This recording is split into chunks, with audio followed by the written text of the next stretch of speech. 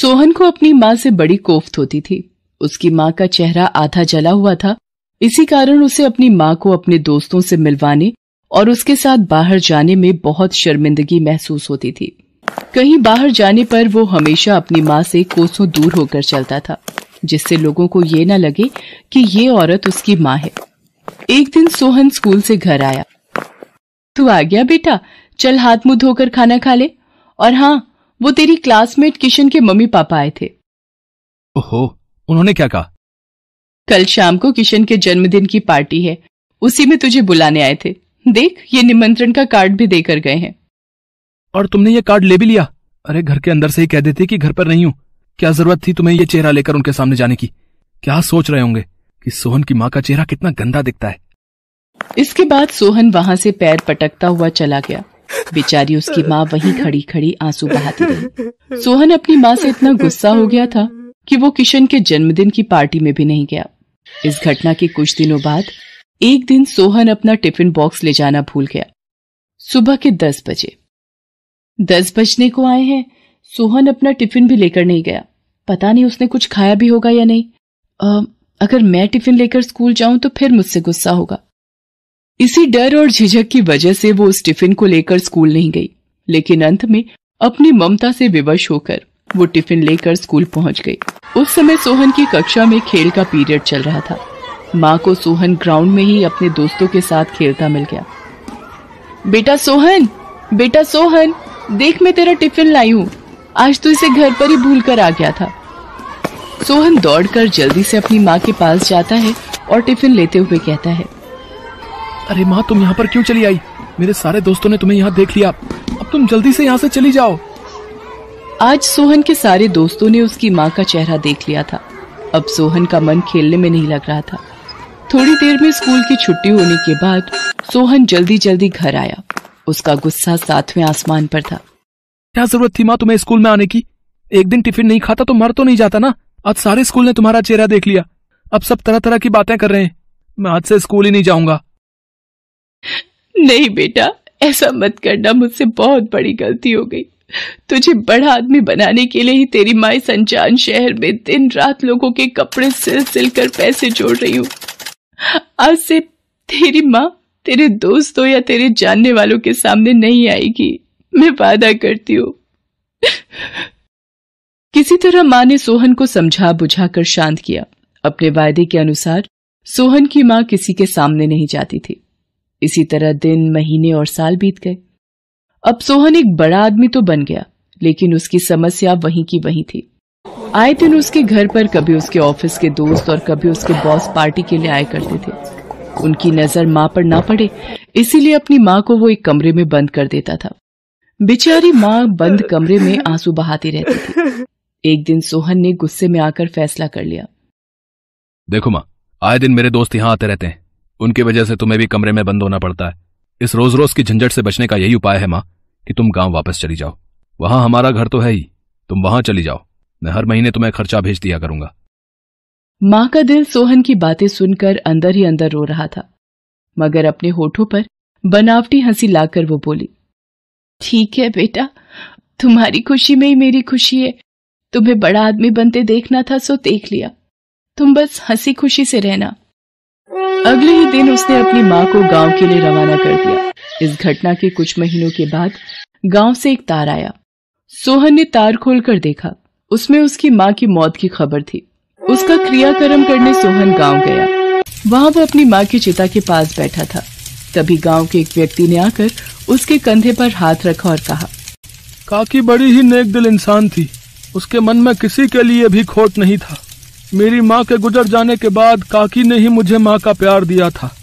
जब अनाथ बच्चे के लिए इतना कुछ किया है उन्होंने, तो सोचो उन्होंने अपने बच्चे के लिए क्या कुछ नहीं किया होगा। आप कहना क्या चाहते हैं? ये कि इस देवी ने बचपन में तुम्हें बचाने के लिए खुद ही चेहरे को जला लिया और चुपचाप लोगों की नफरत सहती रही। ये सुनकर सोहन को बहुत गहरा झटका लगा। उस व्यक्ति ने अपना बोलना जारी रखा, तुम 2 साल के थे जब खेलते खेलते तुमने चूल्हे की लकड़ी निकाल ली।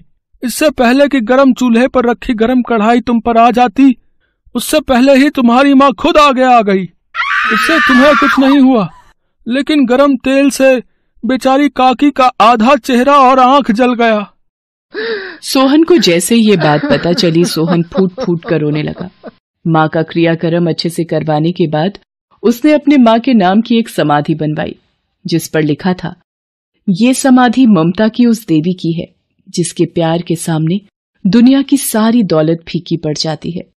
लेकिन कुछ अभागे ऐसे भी होते हैं जो इस प्यार को जीवन भर समझ नहीं पाते। कड़कड़ाती सर्दी पड़ रही थी। अभी शाम के लगभग 6 बजे थे। विपुल अपने दोस्तों के साथ सिनेमा हॉल से बाहर निकला। क्या हुआ विपुल, रुक क्यों गए?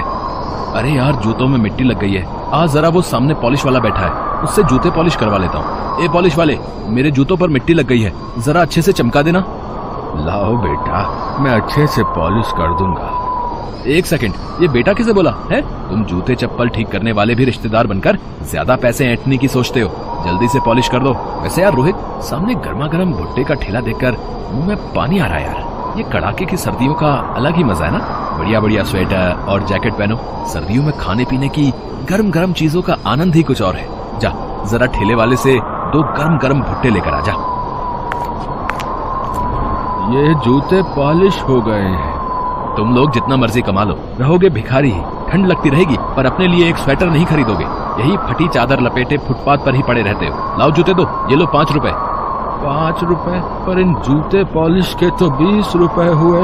आपने डबल पॉलिश लगाने को बोला था। दिमाग खराब है क्या है? 20 रुपए? 2 रुपल्ली की तेरी पॉलिश की डिब्बी नहीं है और 20 रुपए मांग रहा है। ये 5 रुपए रखने हैं या ये भी वापस जेब में डाल लूं? बेचारा बूढ़ा मोची क्या कहता, चुपचाप 5 रुपए रख लेता है, क्योंकि उसे अपने परिवार का गुजारा करना था और उसके लिए उस 5 रुपए की बहुत बड़ी कीमत थी। विपुल अपने दोस्त के साथ गाड़ी में बैठकर चला जाता है। वो एक अमीर लड़का था। उसके दिल में किसी गरीब के लिए दया नहीं थी। उस बूढ़े मोची का नाम रामेश्वर था। वो अपने घर पहुँचता है। क्या बात है मालती, किशन अभी तक घर नहीं आया? बस आते से अपने पोते का जब तक मुंह न देख लो तुम्हें चैन नहीं आता। क्या करूं मालती, बेटे बहू के गुजर जाने के बाद किशन हम दादा दादी की जिम्मेदारी है, पर हम उसके लिए कुछ नहीं कर पा रहे।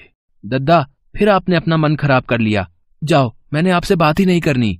किशन, अरे तू नाराज क्यों होता है? अच्छा ले, मैं मन नहीं खराब कर रहा। आजा, दोनों साथ में रोटी खाते हैं। दद्दा, अब तो मैं 12वीं पास कर चुका हूँ। अब तो मैं भी कुछ वक्त में नौकरी करना शुरू कर दूंगा, फिर हमें कोई चिंता नहीं रहेगी। बस तू पढ़ लिख जाए और तू जीवन में कुछ बन जाए, हमारी तो यही इच्छा है बेटे। दद्दा, मैंने वो ओबीसी का फॉर्म जमा किया था ना, उसके आधार पर मुझे एक कॉलेज में दाखिला मिल गया है। ये तो बहुत अच्छी बात है बेटा, मैं तेरे लिए बहुत खुश हूँ। अगले दिन किशन कॉलेज पहुंचता है। उसका ओबीसी के तहत अच्छे कॉलेज में नाम आ जाता है। विपुल भी उसी कॉलेज में पढ़ता था। यार विपुल, आज ठंड कुछ ज्यादा नहीं हो गई है? तेरा ओवरकोट तो बहुत बढ़िया लग रहा है। बढ़िया कैसे नहीं होगा, डैडी विदेश से लाए, यहाँ के हिसाब से पूरे 50,000 का ओवरकोट है। ओए, अंधा है क्या? है दिखाई नहीं देता? सारी कॉफी मेरे कोट पर गिरा दी, तू नहीं बचेगा। जी मेरी गलती नहीं है, वो कुछ बच्चे अचानक से बास्केटबॉल लेकर भाग रहे थे, वो टकराए तो आप पर गिर गई। देहाती गवार लड़के, तुझे पहले तो इस कॉलेज में नहीं देखा? अरे विपुल, ये कुछ गरीब बच्चों को जो हमारे स्कूल में हर साल दाखिला मिल जाता ना, ये उन्हीं में से एक है। अच्छा, गरीब वर्ग के लोग जिन पर कॉलेज दया करके एडमिशन दे देता है। शायद इसने कभी ओवरकोट तो क्या, एक ढंग का स्वेटर भी नहीं पहना होगा। स्वेटर में एयर कंडीशनर भी लगा रखा है। इसके स्वेटर में ये छेद देख, ये इसीलिए बने। स्वेटर में छेद वाला डिजाइन तो पहली बार देखा है। चल यार रोहित, कैंटीन से टमाटर सूप पीने चलते हैं। गरम गरम टमाटर सूप का अलग ही मजा है ठंड के दिनों में। चल। किशन क्लास में आ जाता है। वो विपुल की बातों पर ध्यान नहीं देता। एक दिन किशन कॉलेज से घर की ओर जा रहा था, तभी उसने देखा विपुल किसी लड़के की पिटाई कर रहा है। तेरी हिम्मत कैसे हुई अपना अमरूद का ठेला मेरी गाड़ी के आगे से निकालने की? तुझे पता है मैं कौन हूँ? मेरे डैडी एक जाने माने बिजनेसमैन है। अगर मैं चाहूँ तो तेरी रोजी रोटी अभी बंद करवा सकता हूँ, फिर भूखा मरना।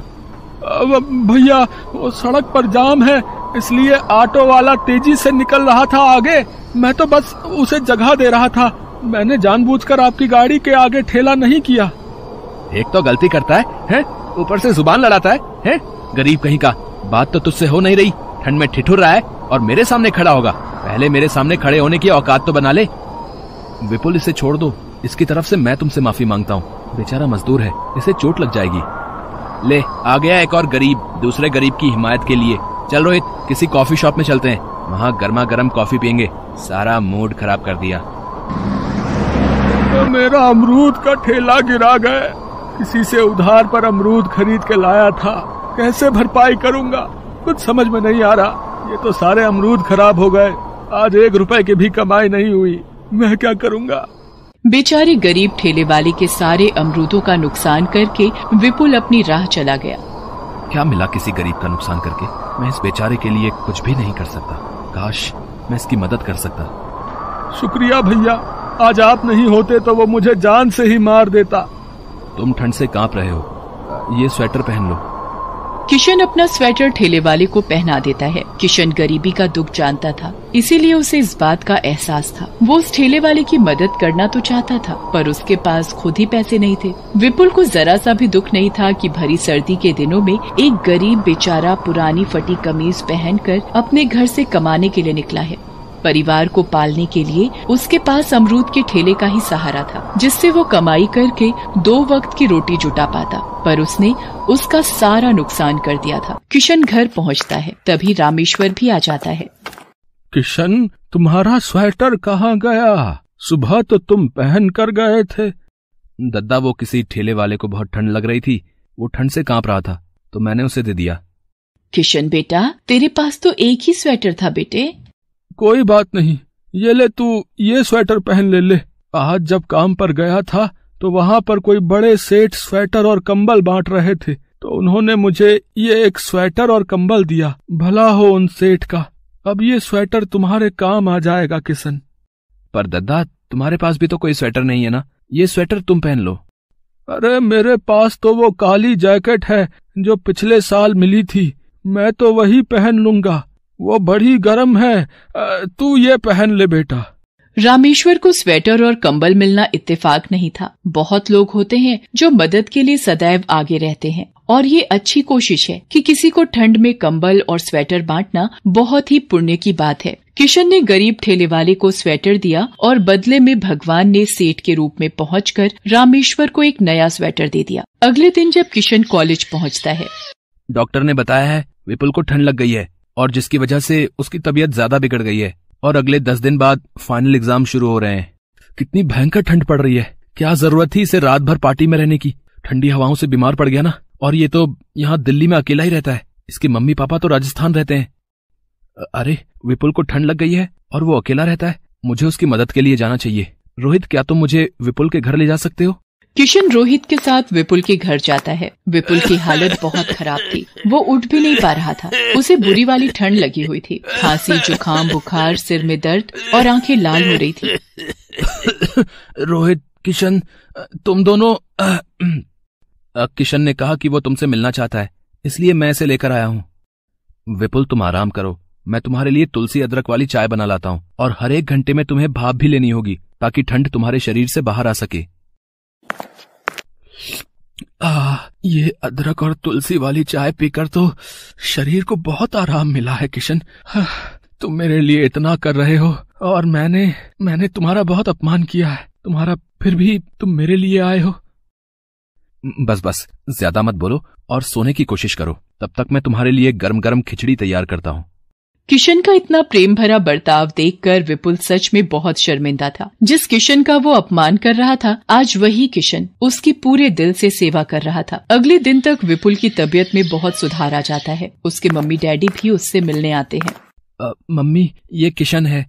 आज इसी की वजह से मेरी तबीयत में बहुत सुधार आया है, वरना मुझे तो कुछ पता ही नहीं था कि ठंड लगने पर क्या करना चाहिए। मैं तो वही स्वेटर और जैकेट पहनकर ठंड को रोकने की कोशिश कर रहा था, पर इसने मुझे तुलसी अदरक की चाय और गरम गरम खाना खिलाकर मेरी तबीयत में सुधार ला दिया। ये बहुत अच्छा है मम्मी।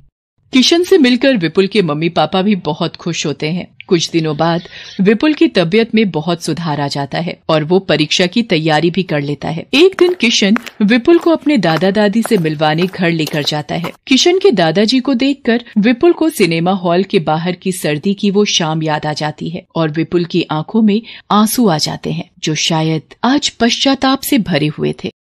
हेलो दोस्तों, कैसे हैं आप सब? हमारी कहानियाँ देखने के लिए हमारे चैनल को सब्सक्राइब कीजिए और हाँ, बेल आइकॉन पर क्लिक करना मत भूलिएगा।